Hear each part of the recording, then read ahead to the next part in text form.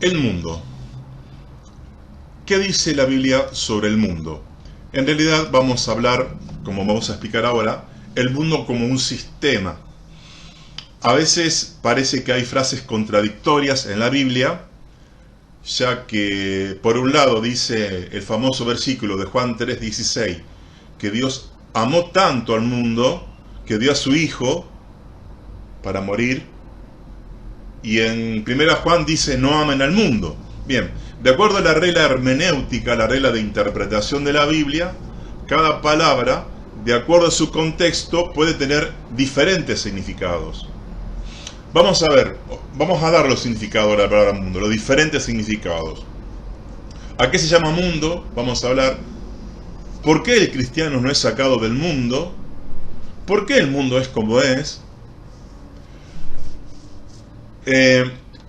¿Está Dios haciendo algo en el mundo?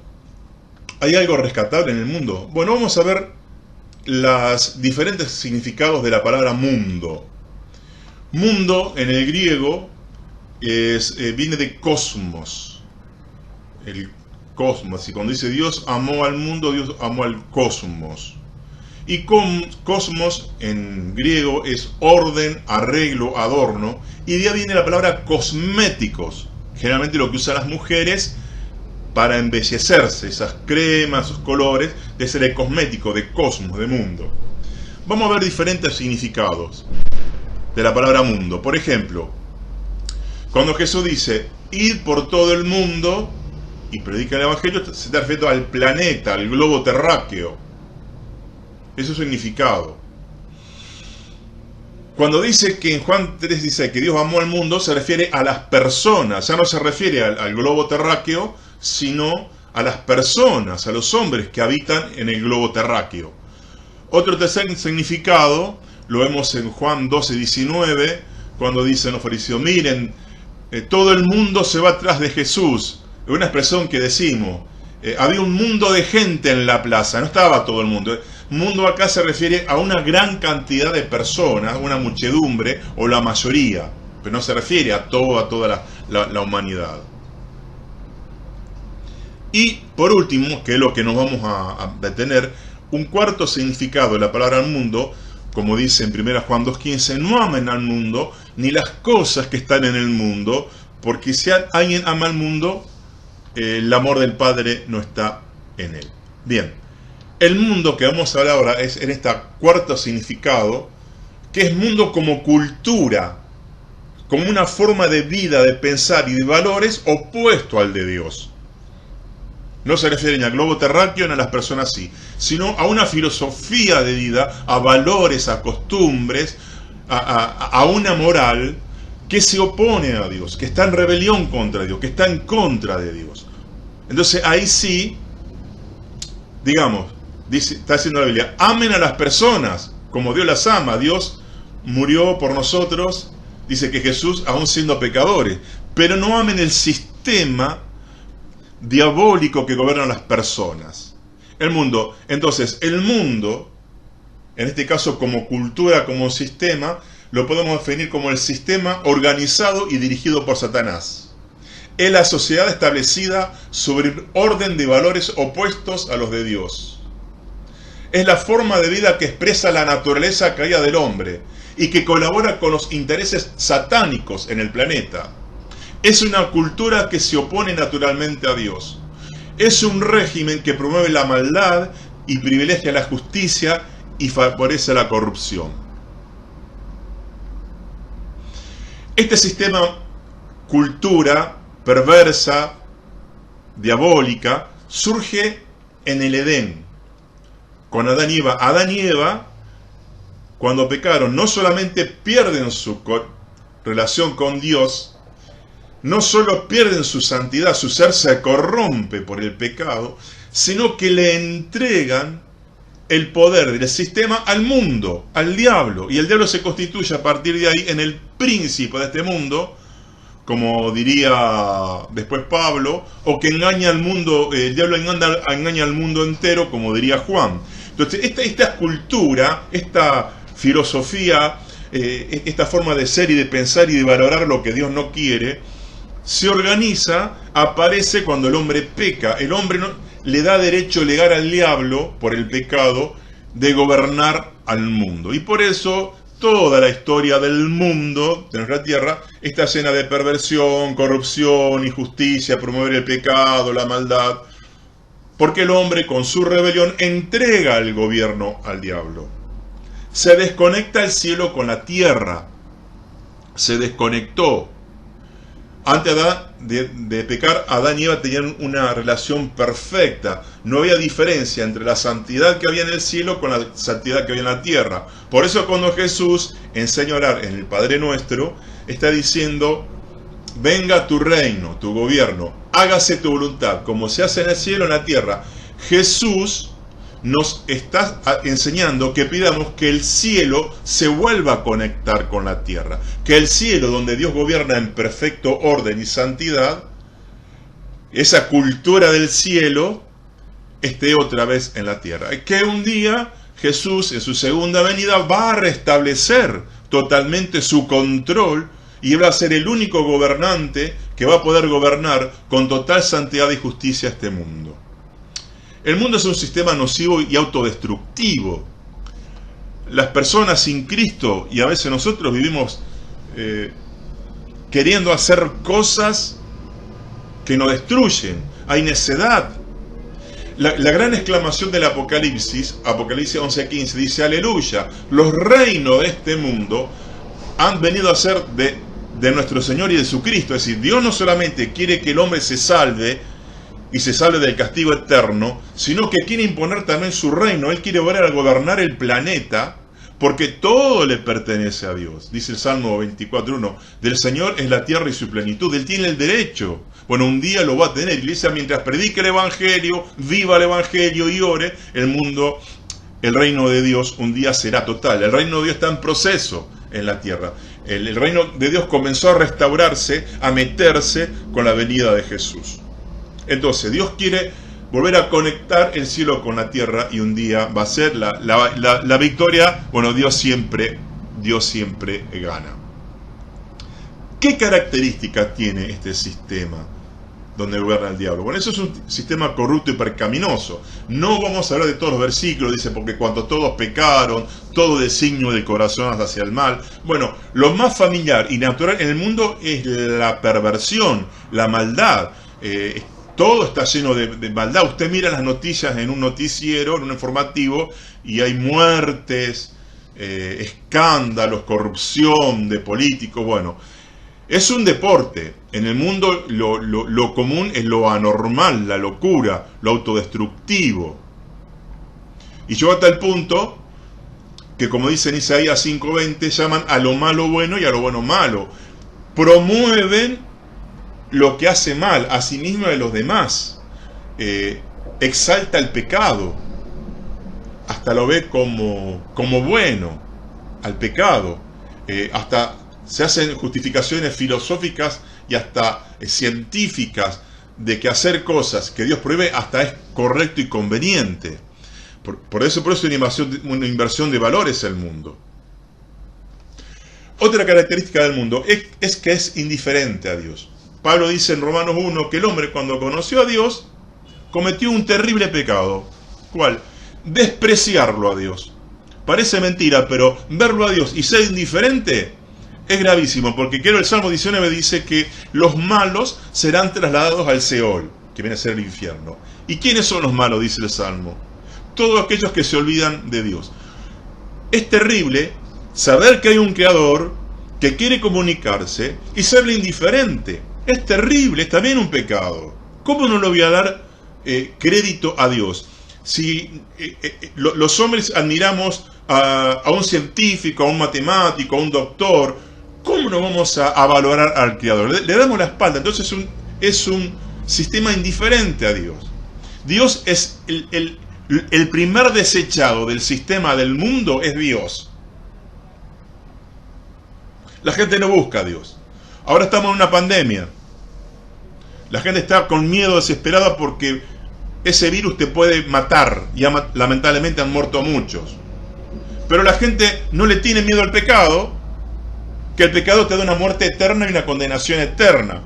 Sí, yo me tengo que tratar de no contaminarme con un virus que mata mi físico. Pero el pecado, que es, digamos, el peor virus que te causa una consecuencia terrible, nefasta y eterna. Entonces la gente, Dios es el primer desechado.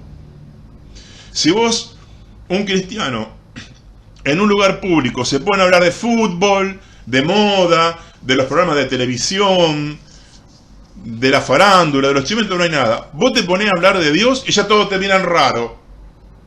Andá, sabe, es un extraterrestre, cuidado que está hablando de Dios.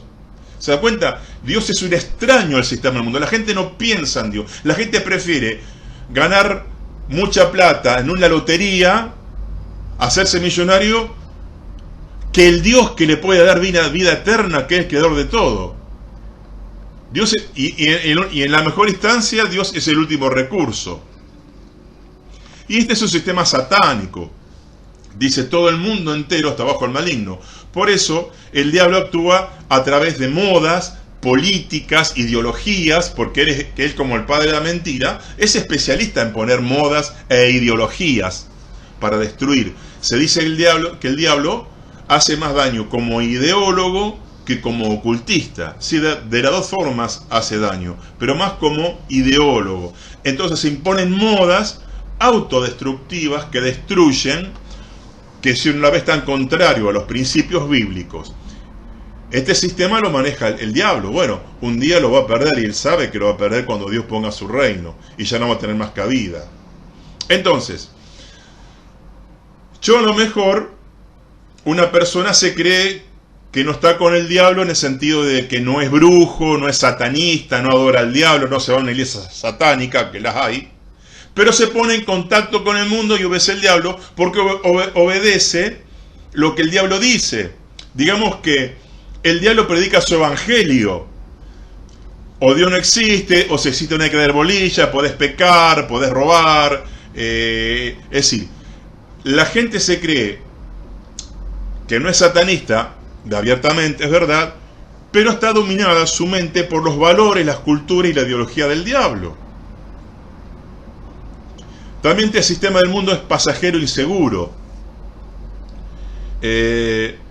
Dice que las cosas terrenales se terminan. La gente sabe que va a morir y quiere que va a vivir eternamente en esta tierra. Bueno, como dijo alguien, mueren cientos de miles de personas por día en el mundo. En todo el mundo, ya no me acuerdo la cifra, creo que 200.000 o más personas en el mundo.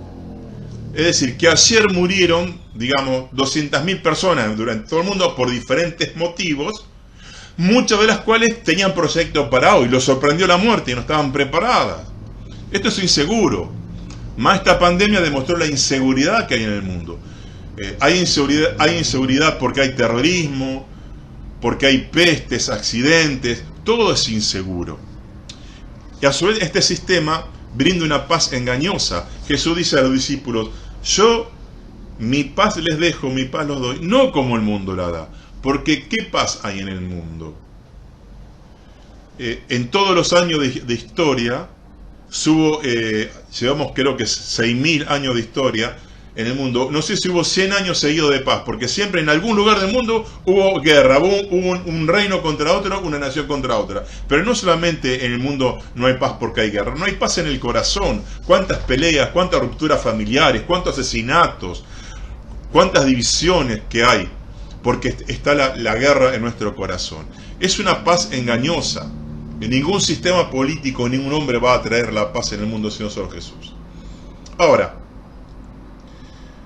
hay en 1 Juan 2:16 se describe 3 cosas características del mundo. Dice que son los deseos de la carne, los deseos de los ojos y la vanagloria de la vida. Con los deseos de la carne se refiere a los placeres físicos, o diríamos al hedonismo. Para las personas es más importante en este sistema lo que cause placer que cosas que hacen bien. No siempre todo lo que causa placer es bueno. ¿Por qué se droga la gente? Algunos se emborrachan. Porque al momento de consumir cierta cantidad de alcohol o ciertas drogas, produce placer. pero después te esclaviza, y hay algunos que no pueden dejar y se han muerto por sobredosis. Los pecados sexuales, todo producen placer, por eso la gente peca mucho sexualmente, pero después entran en un desenfreno y se destruyen a sí mismos o destruyen su familia. Los deseos de la carne. Hay gente que está bien, cuida mucho su físico. Hoy hay muchos lugares que hay gimnasio, la gente sale a correr, hace una dieta sana, que es muy bueno, pero están cuidando un cuerpo que sí o sí se va a destruir un día. Porque por más que vos hagas la mejor dieta, los mejores ejercicios, las mejores comidas, no vas a vencer a la muerte, te vas a morir. A lo mejor te vas a morir varios años después, pero vas a morir. Y el espíritu que es eterno, el alma que es eterna, que se puede quemar al infierno. Entonces invertimos todos en un sistema, en un cuerpo, que sabemos que sí o sí se va a morir, y no cultivamos valores eternos, no nos entregamos a Cristo. El mundo como sistema y mi cuerpo tienen fecha de vencimiento. Nada ni nadie va a escapar de la muerte.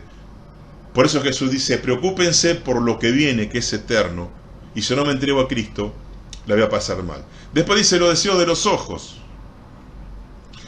El mundo es un gran espectáculo, es como un gran teatro en que hay grandes espectáculos que nos cautivan por el deseo de los ojos. El ojo, dice la Biblia, nunca se cansa de ver cosas lindas y bonitas, que no está mal. El problema es que eso, el deleite de los ojos, sea lo único. Y hoy, como nunca, esta es la década de la imagen. Porque todos, como nunca en la historia, vivimos a través de una pantalla. Ahora ustedes están viendo YouTube, una pantalla. Tenemos el móvil o celular, una pantalla. La televisión, que no son malos en sí. Pero hoy las imágenes nos cautivan como nunca. Hoy, a través de la computación que se usa en las imágenes, vienen imágenes de lugares perfectos, mujeres hermosas perfectas, cuerpos perfectos, un culto al físico. Los deseos de los ojos. La gente mira y codicia, mira, codicia. La tercera característica es el orgullo de la vida. El orgullo por mi nacionalidad, el orgullo por mi raza. Hay muchas cosas que nos vuelven orgullosos. Soy orgulloso de vivir en tal lugar, de mi posición económica. Bueno, es el vivir por las apariencias. Aunque nos cueste creer, hay gente que le gusta más aparecer que ser. Se desviven por mostrar al vecino una cultura, un nivel económico, o tener un auto, como decimos, un carro lujoso, más que cultivar los valores morales y espirituales. El orgullo de la vida. Hay gente que vive para los otros, para que le digan, mirá la casa que tiene, lo inteligente que es, qué buen físico que tiene, qué cultura. El orgullo de la vida. Ahora vamos a hablar del mundo y la iglesia. La iglesia es un mundo dentro del mundo, es una cultura dentro de la cultura. Cuando Jesús forma la iglesia, forma una contracultura. Porque la iglesia es el grupo de personas que salió del mundo como cultura dominada por el diablo y ahora se somete al reino de Dios. Y como ambos reinos son totalmente enemigos y antagonistas, el cristiano, como parte de la iglesia, choca con el mundo, porque ya el cristiano no quiere pecar, quiere obedecer a Dios, y ahí se produce el choque. La iglesia es lo más opuesto al mundo y lo que más irrita a Satanás, porque Dios le infiltró una cultura opuesta a lo que él quiere. Dice en Jeremías 15:19, le dice a Jeremías Dios, conviértanse en ellos a ti y no tú a ellos. La iglesia debe mantener la cultura del cielo, del reino, y demostrarle que así se debe vivir. Pero va a chocar, porque el mundo está gobernado por Satanás y expresa la naturaleza de Satanás, y la iglesia está en el reino de Dios, gobernada por Dios, y expresa los valores y la moral de Dios. Entonces el choque es inevitable. En Efesios 2:2 dice que el sistema habla de la corriente de este mundo. Es como una gran un río muy tormentoso, muy caudaloso, el mundo, que te arrastra. Entonces, el cristiano debe permanecer fiel a Cristo, vivir en el Espíritu, para no ser arrastrado. Son dos culturas que se chocan, iglesia y mundo. Son los únicos dos partidos políticos que hay en el mundo. Es la iglesia, los pecadores que se entregaron a Cristo como Señor, y el mundo, que es el conjunto de personas que quiere persistir en su pecado y le dice no a la salvación de Cristo. Ahora, ¿qué actitud debe tomar la iglesia en el mundo? ¿Qué actitud? Estamos aquí en el mundo, ¿qué hacemos ahora? Primero, no amarlo. Ahí decimos en 1 Juan 2:5. No amar, no a las personas hay que amarlas como la ama Dios. No amar el sistema, la cultura. Muchas veces los cristianos no practicamos ciertos pecados, pero nos gusta ver que los otros los hagan. Tal vez no llegamos a cometerlo, pero en el fondo lo queremos. Y ahí en Romanos dice Pablo, dice, aborrezcan lo malo. No solamente no lo hagan, sino que no lo ames. No lo ames. No admire. Hay gente que hace ciertos pecados y lo admira. No admires ni siquiera eso. No amarlo es no amar los valores, la cultura que promueve la maldad, la locura, la necedad, el pecado, los vicios. Tampoco hay que huir. Jesús en Juan 17 ora al Padre, dice, Padre, mi discípulo está en el mundo, pero no quiero que los quites del mundo, sino que los libres del mal, que vivan en el mundo, pero sin copiar la cultura diabólica del mundo. Porque algunos tienen una actitud escapista del mundo. Escapista. Dice, no hay que huir. Porque Jesús dice en Juan, ahí en Mateo 5:14, ustedes son la luz del mundo como sistema, y así alumbre vuestra luz delante de los hombres. ¿Qué pasa si todos los cristianos nos vamos a vivir a un barrio cerrado o en una montaña desierta todo cristiano? Yo no digo que está mal eso, pero tenemos que estar con la sociedad. ¿Quién les va a predicar el Evangelio? ¿Cómo van a ver nuestra conducta? Dice, así alumbre vuestra buena obra, vuestra buena conducta, la conducta del reino de Dios, la del cielo, delante de los hombres. ¿Cómo vamos a hacer sal si no tenemos contacto con la sociedad, si nos aislamos? Es lo que hacían, a veces hicieron uno en los monasterios. Los monjes estaban todo el día solamente con cristianos, no sabían lo que pasaba en la ciudad donde ellos vivían porque estaban recluidos, no veían a la gente que no era cristiana, no tenían contacto, no estaban con ellos y estaban siempre recluidos. Eso no es lo que enseñó Jesús. Porque si la sal no sale del salero, si la sal no tiene contacto con el elemento, ¿cómo va a ser sal? ¿Cómo le va a transmitir las propiedades? Entonces, había cristianos que se aislaban del mundo, ¿no? Miren, la separación del mundo debe ser espiritual y no física. Porque tenemos que hablarle del Evangelio, hablarle de Cristo y mostrarle otra cultura, otra moral. Entonces la separación del mundo es espiritual, pero no física. Algunos se van del mundo, pero el mundo no se va de ellos. Yo puedo irme a vivir a una montaña apartada de la gente, pero puedo seguir en mi corazón deseando los elementos del mundo. Y saben, soy mundano. Entonces, decía el autor Chin Oni que el cristiano en el mundo es como un buzo que está sumergido bajo el mar. Y para respirar, ¿qué tiene? Tiene un tubo de oxígeno. Es decir, él está en un lugar no apropiado, bajo del mar, y necesita oxígeno para vivir. Dice, así es el cristiano en el mundo. Necesita el aire desde otro lugar de afuera, que es la superficie para respirar. Entonces, estamos en el mundo, pero tenemos una vida del cielo, la vida de Dios. Estamos en un elemento extraño, pero necesitamos la respiración de Dios, el aire de Dios. Entonces el cristiano no tiene que escapar del mundo, tiene que enfrentar. También, dice Romanos 12:2, no se conformen, dice, a este siglo, que también significa mundo. Dice, es decir, transfórmense por medio de la renovación del entendimiento.